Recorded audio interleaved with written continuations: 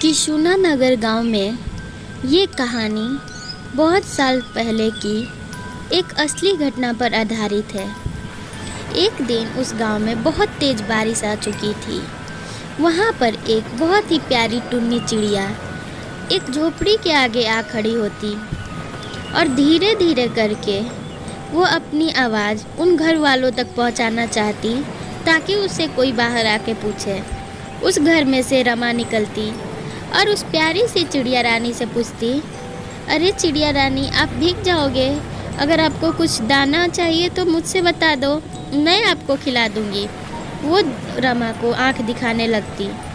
रमा से वो कोई बात नहीं करती। रमा को लगता कि ये शायद चिड़िया मुझसे मांगने में शर्मा रही है दाना।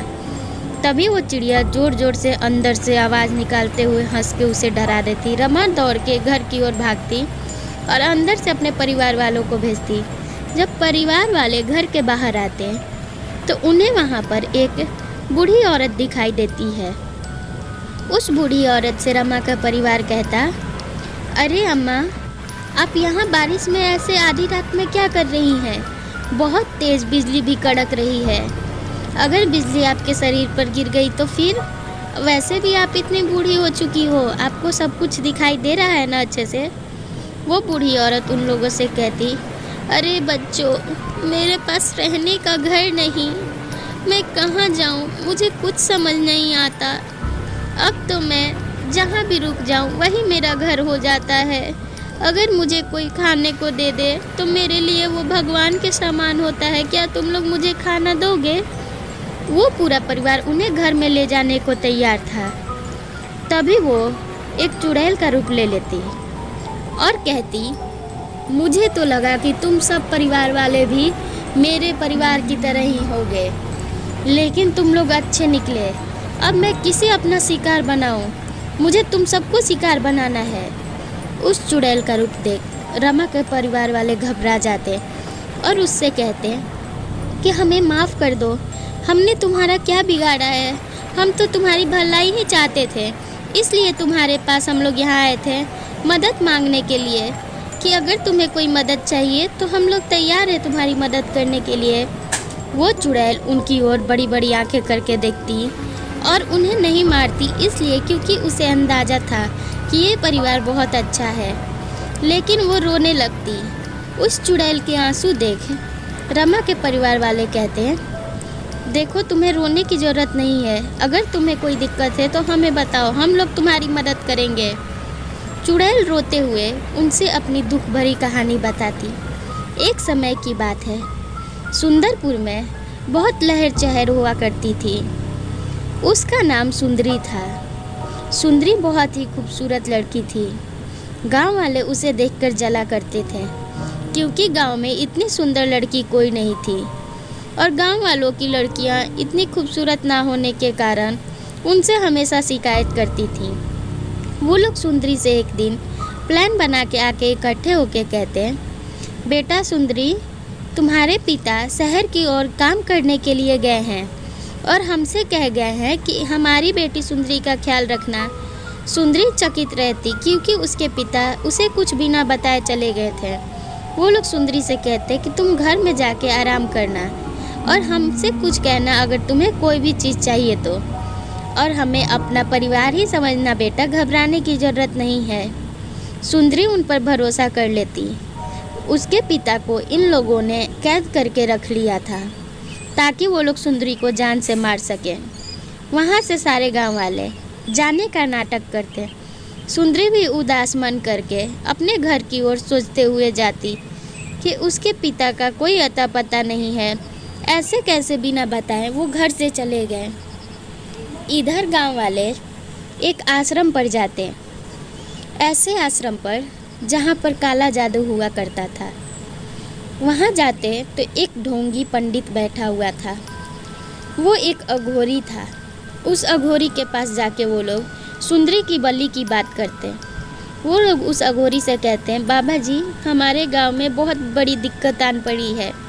बाबा जी उनसे कहते हैं, बताओ क्या दिक्कत है? बदले में तुम्हें मुझे रोज़ एक खसी देना पड़ेगा। ये लोग पूछते हैं कि खसी क्या होता है बाबा जी? बाबा जी जवाब में कहते, खसी बकरी के मीट को कहते हैं। तुम्हें रोज़ एक बकरी मुझे बलि में देना होगा।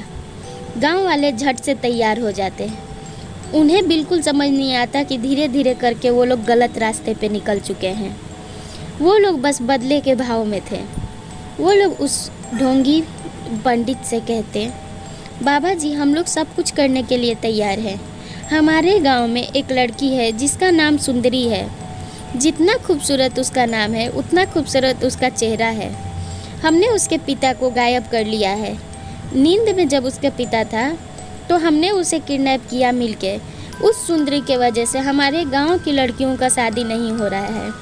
गांव में जब भी कोई रिश्ता आता तो सुंदरी को देख के वो लोग चले जाते कि हमें तो इसी लड़की से शादी करनी है और हमारी लड़कियां कुंवारी बैठी हुई हैं। अब तो हम उस सुंदरी का मुंह जलाना चाहते हैं या फिर आपकी तंत्र विद्या से उसे कोई एकदम बदसूरत सा चेहरा दिलाना चाहते हैं। ढोंगी पंडित जोर जोर से हंसने लगता और कहता, मूर्ख, आजकल सुंदरता भी बहुत बड़ी दिक्कत हो चुकी है। सुंदरी खूबसूरत है, इसमें उसकी कोई गलती नहीं है, लेकिन तुम लोग मेरे पास आए हो तो मुझे तो मदद करना ही पड़ेगा। आज से तुम सब मेरे शरण में हो और तुम्हें मैं कष्ट में नहीं देख सकता। तुम्हारे गांव में कोई भी रिश्ता आए, इसलिए वो लोग सुंदरी को बोलते हैं क्योंकि सुंदरी की खूबसूरती का आसपास के गांव में शोर हो चुका है। कोई भी लड़के वाले आते तो उन्हें सुंदरी ही पसंद आती है। अपनी बच्चियों को थोड़ा ख्याल रखो और बिना घबराए यहाँ से चले जाओ। उनकी तंत्र विद्या से सुंदरी के घर में आग लग जाता और वो जल के मर जाती। इतना कहते कहते वो चुड़ैल जोर जोर से रोने लगती। चुड़ैल के आंसू और दुख भरी कहानी सुन रमा का पूरा परिवार भी रोने लगता और उस चुड़ैल से कहता कि तुम्हें घबराने की ज़रूरत नहीं है। हम लोग तुम्हारी आत्मा को शांति दिलाएंगे।